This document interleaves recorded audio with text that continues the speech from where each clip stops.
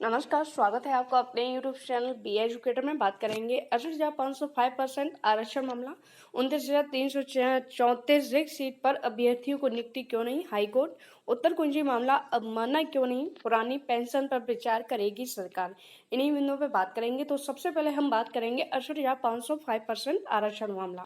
24 मई 2022 को एक ऑर्डर जारी किया गया जो राज्य पिछड़ा वर्ग आयोग की तरफ से था, जिसमें जो राज्य पिछड़ा वर्ग आयोग ने आपकी जनवरी में रिपोर्ट 68,500 में 5% रिजर्वेशन से संबंधित केस की हियरिंग करते हुए अपना ऑर्डर जो जारी किया था, उसके अनुपालन के संबंध में जो संबंधित अधिकारी हैं, संबंधित विभाग है यानी कि शिक्षा बेसिक शिक्षा विभाग, उसके संबंधित अधिकारियों से ये जानकारी मांगी है कि अभी तक इस रिपोर्ट को लागू क्यों नहीं किया गया, अभी तक इतनी देरी क्यों हो रही है। अगर विभाग में इस तरह की प्रोसेस, इससे संबंधित कोई प्रोसेस चल भी रही है, तो जो राज्य पिछड़ा वर्ग आयोग है उसको प्रतिलिपि भेजें, उसको अभिलेख भेजें कि आपने इस जो है रिपोर्ट को लागू करने के लिए ये प्रोसेस आगे बढ़ाई है। अभी तक अगर देरी हो रही है तो उसका भी कारण बताएं। इस तरह का जो है एक लेटर जारी किया गया।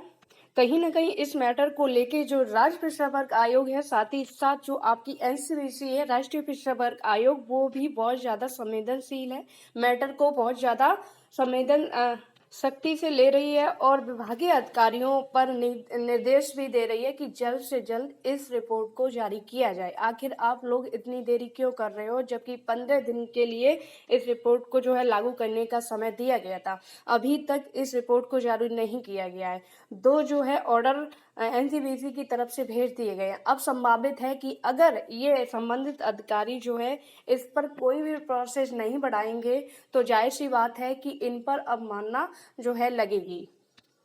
अवमानना से बचने के लिए जो संबंधित अधिकारी हैं उनको ये प्रोसेस आगे बढ़ानी पड़ेगी, प्रक्रिया आगे बढ़ानी पड़ेगी। और जो जवाब मांगा गया है आपका राज्य पिछड़ा वर्ग आयोग की तरफ से, तो उनको जवाब भी देना होगा लिखित तौर पर कि इसमें ये प्रोसेस हो रही है, कितना टाइम लगेगा, सारी चीजें जो है क्लियर करके उनको जवाब देना पड़ेगा।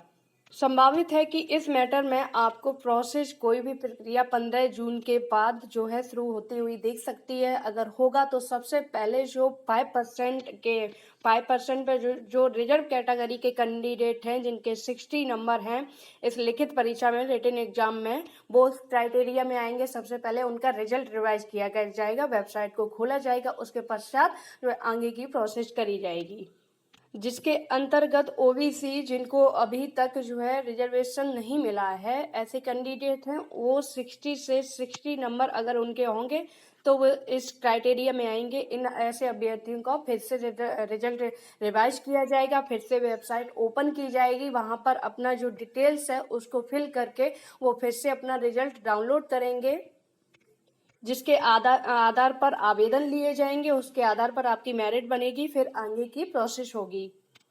मैटर से संबंधित जो पीड़ित हैं, जो पिछले 3 वर्ष से लगातार प्रयास कर रहे हैं, जिनके प्रयास का यही परिणाम है कि रिपोर्ट 3 जगह से लागू हुई, रिपोर्ट सभी जो है पिटिशनर हैं, याची हैं, उनके पक्ष में हुई। अब उसको लागू करवाने के लिए मंत्री, विधायक, सांसदों से फिर से मिल रहे हैं और इस मामले को जल्द से जल्द निस्तारण कराने का प्रयास कर रहे हैं।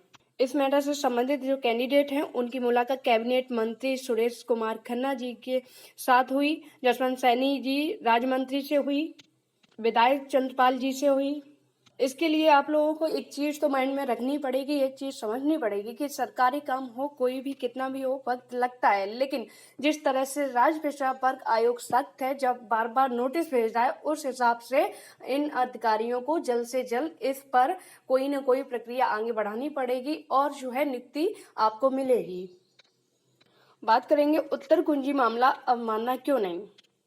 आंसर की मैटर से सभी को ज्ञात होगा कि इसको लेके अवमानना याचिकाओं की जो हियरिंग है वो लगातार हो रही है। आपकी हाई कोर्ट में लगातार जो संबंधित अधिकारी हैं, परीक्षा नियामक प्राधिकारी अनिल भूषण चतुर्वेदी, कल जो है प्रीवियस हियरिंग पर भी उनको बुलाया गया, जिसमें पीएनपी सचिव के द्वारा बताया गया कि सरकार इस ऑर्डर के अगेंस्ट सुप्रीम कोर्ट में स्पेशल अपील दाखिल कर चुकी है और जो है वैकेशन की वजह से, समर वैकेशन की वजह से इसकी हियरिंग ना हो पाना रीजन है इसका जो है summer vacation. After summer vacation इसकी हियरिंग जो है होगी। जिस प्रकार से भी सुप्रीम कोर्ट में हियरिंग का जो भी नतीजा रहेगा वो अगस्त में होने वाली हियरिंग पर, अगस्त में जो अवमानना याचिका पर इसकी हियरिंग होगी उसमें उपस्थित होकर जो परीक्षा नियामक प्राधिकारी सचिव हैं अनिल भूषण चतुर्वेदी, उनको खुद उपस्थित होकर इस मैटर से अवगत कराना होगा। पीएनपी सचिव को जो है इस मैटर में कहीं ना कहीं अभी राहत मिल गई है, उनके खिलाफ कोई भी अवमानना दाखिल नहीं हो सकी। उसका मेन रीजन है कि सरकार ने स्पेशल अपील सुप्रीम कोर्ट में दाखिल कर दी, तो उनको एक प्लस पॉइंट मिल गया कि ये मैटर जो है सुप्रीम कोर्ट में जा चुका है, आप अवमानना न लगाइए।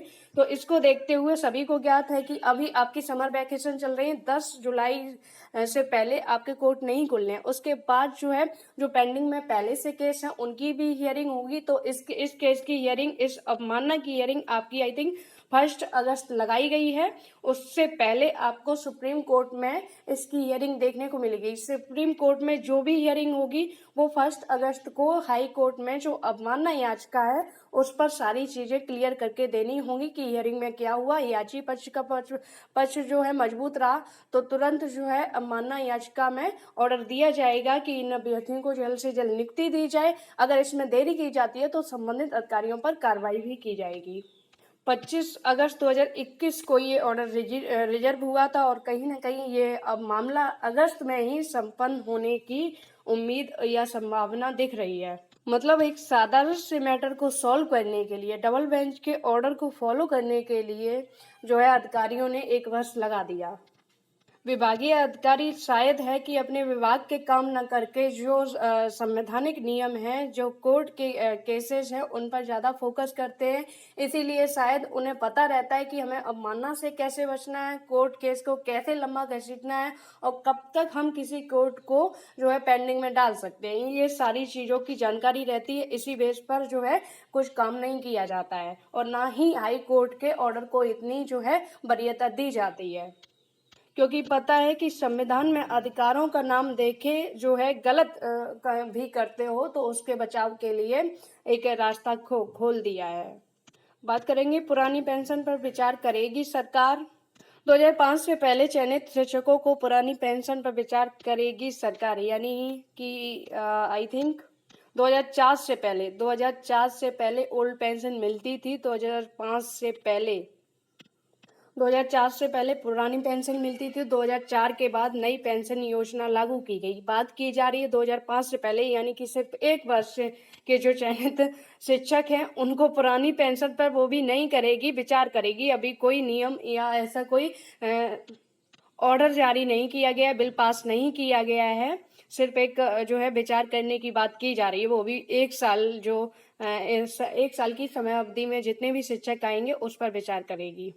प्रदेश सरकार 31 मार्च 2005 से पहले चयनित माध्यमिक शिक्षकों को पुरानी पेंशन देने के मामले पर विचार करेगी। विधान परिषद में प्रश्न प्रहर में निर्दल समूह के राज बहादुर सिंह चंदेल के सवाल से जवाब में यह आश्वासन माध्यमिक शिक्षा मंत्री गुलाब देवी ने दिया। चंदेल ने कहा कि 31 मार्च 2005 से पूर्व नियुक्त किए गए माध्यमिक शिक्षकों को प्रबंध तंत्र की शिथिलता, प्रशासनिक कमी और जटिल समायोजन प्रक्रिया के कारण 31 मार्च 2005 के बाद कार्यभार ग्रेड कराया गया। इन्हें केंद्र सरकार के समान ही पुरानी पेंशन योजना में शामिल किया जाए। जवाब में गुलाब देवी ने कहा कि 31 मार्च 2005 के बाद कार्यभार ग्रेड करने वाले शिक्षकों व कर्मचारियों को प्रदेश सरकार की अधिसूचना के तहत पुरानी पेंशन का विकल्प नहीं दिया गया है। विधान परिषद सदस्यों ने कहा कि जब लापरवाही प्रबंधन की है तो इसका दंड शिक्षक क्यों भुगते हैं। इस पर गुलाब देवी ने कहा कि यह महत्वपूर्ण प्रश्न है, हम इस पर विचार करके उचित निर्णय लेंगे। उम्मीद है वीडियो में दी गई जानकारी से आप संतुष्ट होंगे। जुड़े रहिए चैनल से। वीडियो को ज़्यादा से ज़्यादा शेयर करें, लाइक करें। धन्यवाद।